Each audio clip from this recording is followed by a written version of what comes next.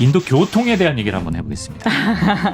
저는 이 얘기를 처음 듣는데 한국 사람들 사이에서 이런 얘기가 있다 그래요. 이거 한번 팩트 체크해 주세요. 네. 인도 자동차에는 사이드 미러가 없거나 있어도 접고 다니는 경우가 있다.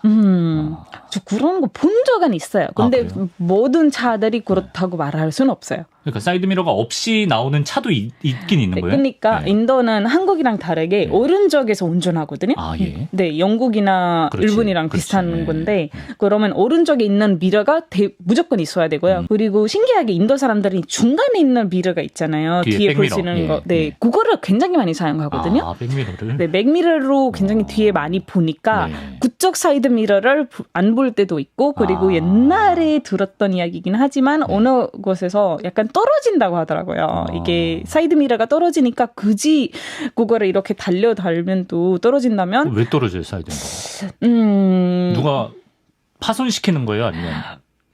그럴 수도 있고 제품의 아니면 하상. 인도 도로의 상태가 안 좋을 수도 있으니까 이게 운동기라고 하나? 네. 그 길에 약간 이렇게 쫙쫙쫙쫙 들어가는 덜컹덜컹하면서 맞아. 못 버티고 그러면 못 버티고 떨어질 때도 있고 막 이런 거니까 그래서 사람들이 그냥 접고 갈 때도 있다고 합니다. 하지만 일부다. 일부예요. 일부의 맞아요. 사례다. 그러니까 이제 운전석이 오른쪽에 있으니까 오른쪽 거울을 많이 보고 이제 왼쪽 사이드 미러는 없어도 대충 뭐 백미러 정도로 커버할 수 있으니까 그런 식으로 운전하는 분들도 계신 것 같아요. 맞아요. 그리고 심지어는 어떤 분이 그 휴대용 사이드 미러를 그래서 개발한 분이 있다고 하는데 저분이군요. 셀카봉 같은 거를 필요할 때만 이렇게 사이드 미러로 자주 이제 사이드 미러가 떨어지는 경우가 있다 보니까 쓰는 분도 계시다고 합니다. 굉장히 신기하네요. 네, 근데 처음 보시나 봐요. 네, 있을 것 같아요. 왠지. 필요는 발명의 어머니예요. 예. 근데 사실 뭐 여행 유튜브나 다큐멘터리 보면 인도 도로가 물론 이제 그런 부분만 보여주는 것도 분명히 있습니다만 아니, 인도 도로는 사실입니다. 도로 복잡한 거는 사실이에요? 네, 복잡한 것도 사실이고 예. 상태가 너무 안 좋은 것도 사실이에요. 그래요? 그래서 저도 작년에 인도에 갔었거든요. 네네. 7월에. 예. 그때 비가 많이 내리는 시절이에요. 그래서 뭄바이에 갔더니 네. 도로가 그냥 울퉁불퉁하고 중간에 약간 시멘트가 없어지고 생긴 거 있잖아요. 파였구나, 싱크홀처럼. 맞아요. 예. 엄청 많이 파였어요. 그래서 무슨 릭샤를 타고 가는데 롤러코스터 탄 줄 알았잖아요. 멀미가 확 오고. 그걸 릭샤를 타고 가면 그렇지. 그러니까요. 근데 그것 때문에 길이 막히고 사람들이 그거를 피하려고 이렇게 그렇게 갑자기 가잖아요. 한국은 이렇게 1차로 쫙 가는데 그치. 인도 사람들이 중간에 파인 것이 있으니까 여기에 이렇게 가다가 파인 것이 있으면 이렇게 가려고 하거든요. 중앙선 침범하고 막 이러네. 맞아요. 왜냐면 본인들이 거기 탁탁 가면 기기가 본인 차 고장 나니까. 그렇지. 그래서 사람들이 갑자기 어디 들지 모른다. 이게 사실인 말이고요. 사실 아닌 말은 소나 돼지나 말이 있다? 이게 사실 아닌 말이에요. 나 근데 다큐에서 봤는데 막 그러니까 소가 모든 돌아다니던데. 곳에 그렇진 않고 하이웨이에 소 부는 사람들이 어디 있겠습니까? 고속도로는 전혀 말도 안 되고. 맞아요. 근데 한 도시에서 다른 도시에 갈 때 옆에 막 농사하는 사람들이 많잖아요. 농업하는 사람들이 많은데 거기에 소가 당연히 있고 그러면 인도에 소를 산책시키는 문화가 있어요.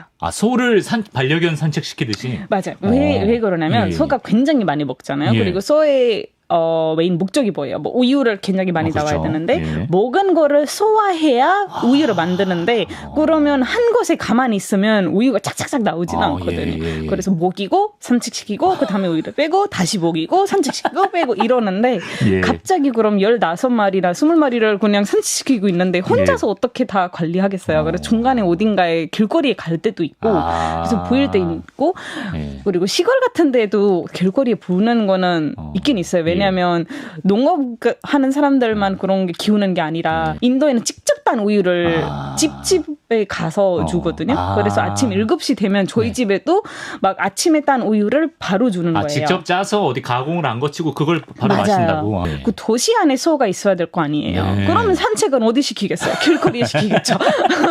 어쩔 수 없는 거네. 어쩔 수 없는 거네.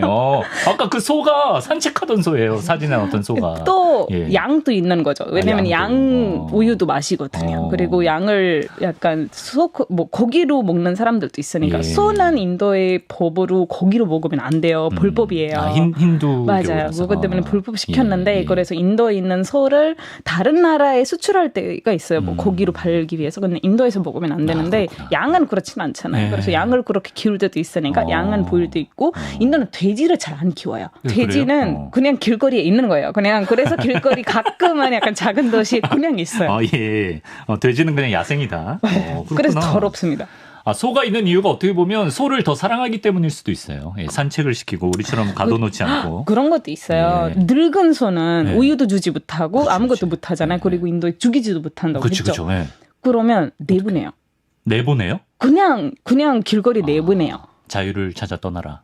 근데 그러면 소가 이제 갑자기 뇌가 막 엄청 나는 길거리 가지 말아야지 이런 게 없잖아요. 아니지. 그러면 그럴 때 약간 보일 때도 있는 거예요. 왜냐하면 관리한 사람이 없고 경찰서나 그런 거를 잡아가야 되는데 신고를 안 하니까 거기 그렇구나. 있는지 물을 때도 있고 약간 이제 불법적으로 이렇게 맞아요. 그냥 그냥 풀어놓고 죽이질 못하니까 소를. 자, 그리고요. 지역마다 다른 문화와 언어, 종교를 가진 인도인들이지만 그들을 하나로 묶어주는 것이 있다고 하는데 바로 영화입니다. 저도 이제 발리우드 영화를 1년에 한두 편 정도는 꼭 챙겨보는 편인 것 같은데. 네. 근데 듣기로는 그 인도 사람들은 이제 영화관, 극장에 가면 다 같이 뭐 해서 영화가 상영되고 있는데도 춤추고 노래하는 게 국룰이라고 하던데. 이거 팩트 체크. 그거는 그렇진 않아요. 아니에요? 네, 약간 항상 그렇다기보다는 어느 극장에 가끔 일어난 일이고, 근데 휘파람은 잘 나와요. 휘파람을. 왜냐면 막 인도는 히로가 있고 악당이 있는 거잖아요. 히어로와 악당이 있는데. 맞아요. 그럼 히로가 악당을 약간 막 되면 뒤에서 잘했다 이렇게 휘파람이 나오고. 쾌감으로. 맞아요. 그리고 소리 지르고 그런 건 사실이고요. 그러면 일어나서 이렇게 하는 것도 사실이고요. 하이파이브도 하나요? 하이파이브 뭐 인도에 할 수도 있고 아닐 수도 있는데 근데 일어나지 못한 게 뒤에 있는 사람들이 엄청 욕을 많이 하니까 그때는 욕 먹고 그러는데 그래서 이렇게 막 소리 지르는 사람들이 뒷자리를 많이 차지하거든요. 샤우팅석. 맞아요. 아니면 뒷자리. 앞자리를. 왜냐면 앞에 사람들이 많이 너무 가까우니까 안 하니까 자리니까. 그런 때가 있는데 근데 어떤 극장에서는 가끔 가서 춤출 때도 있긴 있습니다. 저 같은 MBTI I는 가운데석으로 가든가 그런 게 낫겠네요. 인도는 근데 어떻게 이렇게 세계에서도 손꼽히는 큰 영화 산업을 갖게 됐을까요? 인도 발리우드 제가 옛날에 블로그를 쓴 적이 있어요. 그러니까 발리우드 왜 태어났냐, 어떻게 생겼냐 이거를 생각해봤는데 뭐 조사해봤는데 인도 발리우드가 70년, 80년 전에 약간 좀 더 활동 많이 하기 시작했거든요. 옛날에 파르시안에서 우리한테 꼭 연극을 보여주는 게 있었어요. 그러니까 사람들이 한국에도 연극 있는 것처럼 사람들이 직접 앞에서 라이브 연극 같은 거를 했었는데 연극을 했었는데 그거에서도 인도는 약간 춤을 옛날부터 좋아했으니까 여기 뮤지컬 같은 거를 넣었어요. 그래, 그 영화에 막 슬플 때나 기쁠 때나 갑자기 뜬금없이 들어가는 그 군무 타임. 맞아요. 그래서 그게 영국에서 나오고, 인도 사람들은 노래가 들어가야 좋아하는 거구나. 이게 그거를 캐치를 해서 어떤 감독분이 영화를 처음 만들 때 거기 노래를 넣은 거예요. 그래서 노래를 넣고 시작했는데, 막 노래를 좋아하니까 어떤 한 영화 알마미터리나 뭔가 있었는데, 거기 70개 노래가 나왔더라고요. 그거는 실패했죠. 너무 많이 나오니까. 너무 많지 그거는. 그럴 거면 음반을 듣지. 그러니까요. 그래서 그 다음에 이제야 사람들이 좀 적당한 노래가 나오고 근데 여기 이유가 인도 사람들이 흥이 많고 원래 노래로 표현할 때가 굉장히 많았으니까 노래를 넣어야 약간 흥이 거기서 생기고 감정을 더 와닿거든요. 그러면 슬플 때는 엄청 막 슬픈 노래 나오고 막 갑자기 비가 오고 맞아. 봤어. 그리고 로맨스 같은 경우에는 막 쓸데없는 스위스에 가서 스위스 인도의 발리우드 촬영 장소로 유명하거든요. 로맨틱 장소. 그러면 산에 가다가 엄청 추워 죽겠는데 거기 살 입고 이렇게 하고 맞아요. 갑자기 천상계가 쫙 펼쳐지고 CG를 되게 많이 쓰는 것 같아요. 맞아요. 엄청 근데 인도 발리우드 노래에 사람들이 굉장히 많은 공을 들이거든요. 그리고 이 노래나 춤이라는 게 모든 축제에 노래가 나오고요. 대부분 인도에.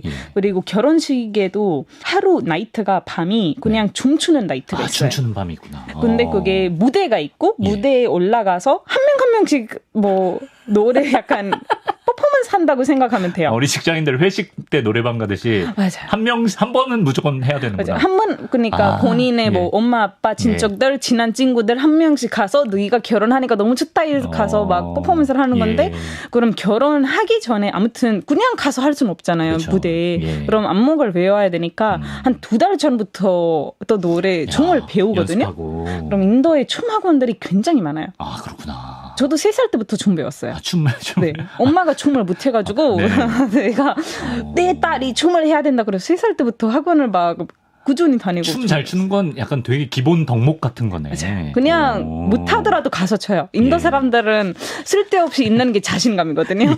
못한다고 해도 가서 춥니다. 아 그렇구나. 야 그래서 인도 그 장면에 우리가 보기에는 되게 생소해 보이는 그 되게 뜬금없이 나오는 막 이런 춤 같은 게 이런 문화에서 나온 거구나. 거기에 영화에서 나온 춤 악목을 보고 직접 춤 그거 똑같이 배우고 결혼식에서 하는 사람들이 굉장히 많아요. 아 영화 춤을 이렇게 유행이 돌아가지고. 맞아요. 그래서 영화에 나오는 악목이 그 코리오그래피가 굉장히 중요해요. 그래서 엄청 어렵게 많이 하잖아요.